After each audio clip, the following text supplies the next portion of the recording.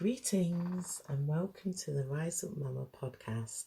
My name's Vanessa and I help busy women, especially mums, to improve and maintain your health and wellness through positive mindset development, nutrition and fitness coaching. If you're just tuning in, I'm on a challenge set by my online marketing coach to produce an audio recording every day for 1 year. So I'm so glad that you're on this journey with me. It's day 7 and today I'm asking you to give considerations to things that you need to be doing more of during 2021. So I'm recording this podcast in March. And obviously it's now getting into spring, so the weather's getting brighter. Hopefully you're feeling brighter and just more energized and thinking about what you can be doing for the rest of the year. So to go through this question, I really do recommend that you get a pen and a piece of paper and just jot down some thoughts. I've got a few thoughts here that I'm going to share with you. Maybe you could have a similar list, or you might have completely different things on your list.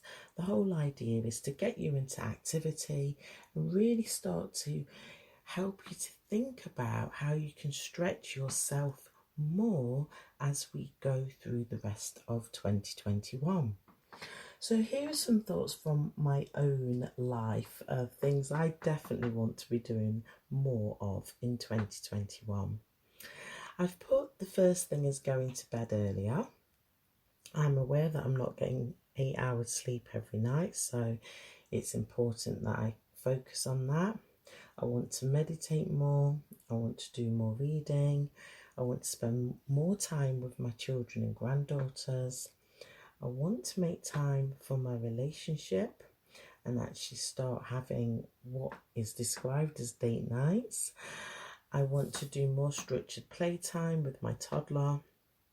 I want to do more salsa dancing, and I want to do more marketing activities to attract new clients, new customers into my life so that I can serve more women and reach my goal of actually helping over 1,000 women. So I know I need to be busy. So just going back on that list, I mean, if you relate to any of those things, I'm just going to go a little bit deeper into each point. So the question that I want you to think about is, are you still slacking on sleep yourself, Mama? Now, you know, when you're thinking about sleep, it is important. We do need 8 hours a day. And here's just 3 reasons why we should be getting those 8 hours. Sleep fights the weight gain, because if you're sleeping then you're not eating. And also sleep improves your decision making abilities, so we do need to rest and give our body time to do the repair function that actually happens during your sleep, including your brain. And sleep refreshes your immune system. So, you know, we're living in times where people are feeling more conscious about their health and staying healthy. Well, you know, getting a good night's sleep is going to boost your immune system as well. So the second thing that I put down was mindful meditating. And I was meditating, I think it was in January. I got into a really nice flow of meditating, but it's actually connected to the first point. I was going to bed earlier and I put it into my evening routine. Well, mindful meditating is where you're going to be learning to observe your thoughts without judgment. So I prefer meditation where it's somebody speaking to you. So it's like a spoken meditation, and I was doing really well. So it's all about reorganizing the evening. I feel that's where things are going slightly wrong for me at the moment, so that's my focus. The third point was reading. You know, reading is going to help to expand your knowledge, learn new concepts and ideas. I have so many books, and again, because my evening routine is not where it should be, I'm not in that regular habit of reading the book that I've started. I'm reading it again. But I'm reading it again almost like with a fresh eyes, because there's so many things that if I did read them the first time, I don't think those concepts really stayed with me. So I am eager to finish my book, but I need to actually improve my evening routine. So I want to put my family first. Now, if you are a mum listening to this, then I'm sure you can resonate with that particular aspect. If you don't have children, or maybe your children are grown up, then I know that we're living in times where many people aren't having that regular contact with their family. For myself, my daughter is a nurse, so she's my eldest child. She's a nurse, so we're juggling timetables. My middle child, he is now 23, so with him, I find that it's actually doing something where I know there's not much to do at the moment, but even when things are open, it's doing something that he's interested in, and a toddler. Well, at the time, my baby was a baby when we were doing those things. So it's kind of like juggling competing priorities as well within our family. Date night is something that I really do need to focus on. I need to just have that space. And I think what it is with the date night is, again, the type of work that Mark does is he is working over the weekends, where that's really when I've not finished my work, because I do try to do a little bit every day, not really on Sundays, but we don't actually have the same time together. We do in the week, but then I'm working the next day. So again, it's just something we need to work through. But some ideas that I've found, which sound exciting, are to view an aquarium live stream. And I thought that we could actually organise our digital photo album, because we've taken a lot of holidays, and obviously our family's grown since we've been together. We've never really sorted out all of the photographs that we've taken, so I'll have a word with him and I'll keep you posted.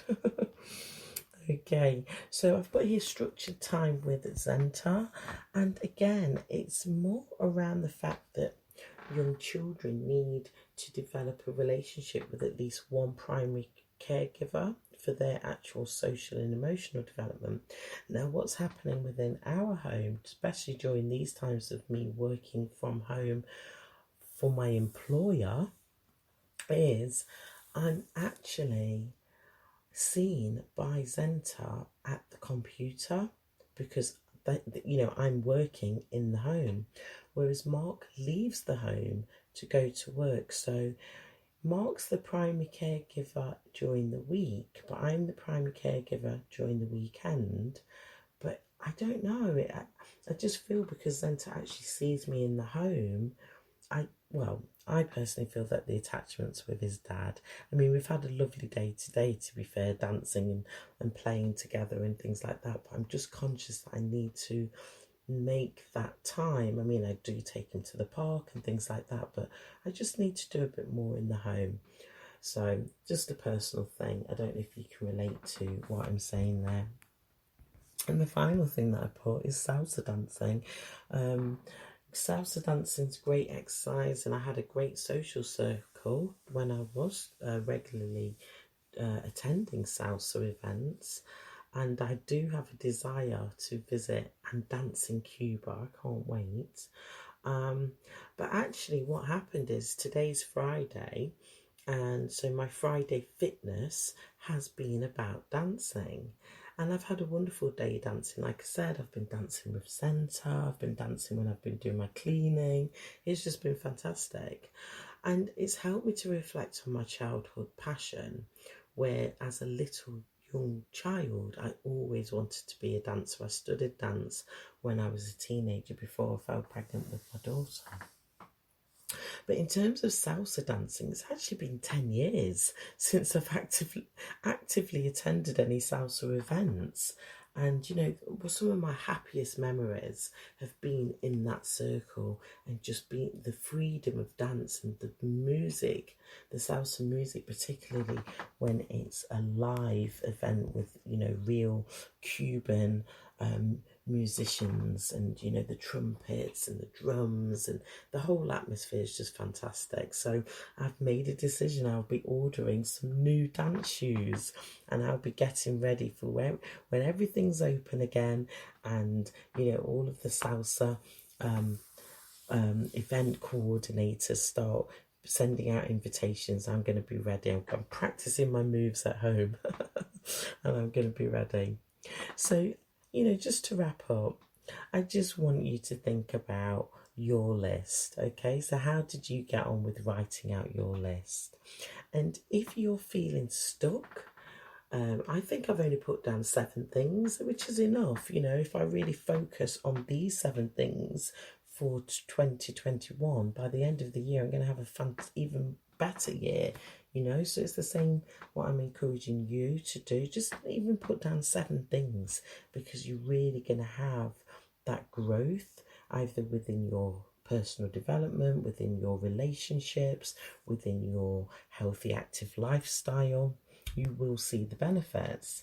But if you're actually feeling stuck and you feel like you need some support to find clarity, or you know what you want to do but you just procrastinate and you want to push yourself to take action, then why not check in with me and have a conversation? It's called a discovery call. There's no charge. It's just a conversation where maybe I can help you to identify how the things that you should be thinking about doing for the rest of 21 actually are aligned to your values and your goals and the vision that you have for yourself in the future. So I'm really excited to actually meet you in that particular setting and get to know you and find out how I can help you to reach those aspirations. So that's it from me. I actually do know what I'll be talking to you about tomorrow, but I've written it on a piece of paper which is in the other room. So I cannot share that information with you because I don't want to get it wrong and get myself muddled up. So I'm getting more organised with this marketing challenge, trying to do things in advance, because obviously that's going to help me to actually, you know, really focus on the things that I've spoken to you about, like have more time with my family, you know, have more time in my relationships, have an actual evening routine that I stick to. So keep tuning in. I hope that this podcast series is helping you.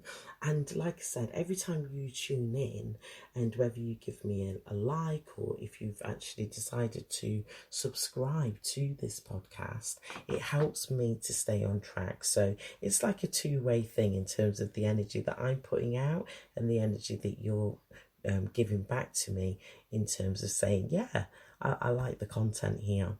So that's it from me. You take care of yourself and I'll speak to you soon. Bye.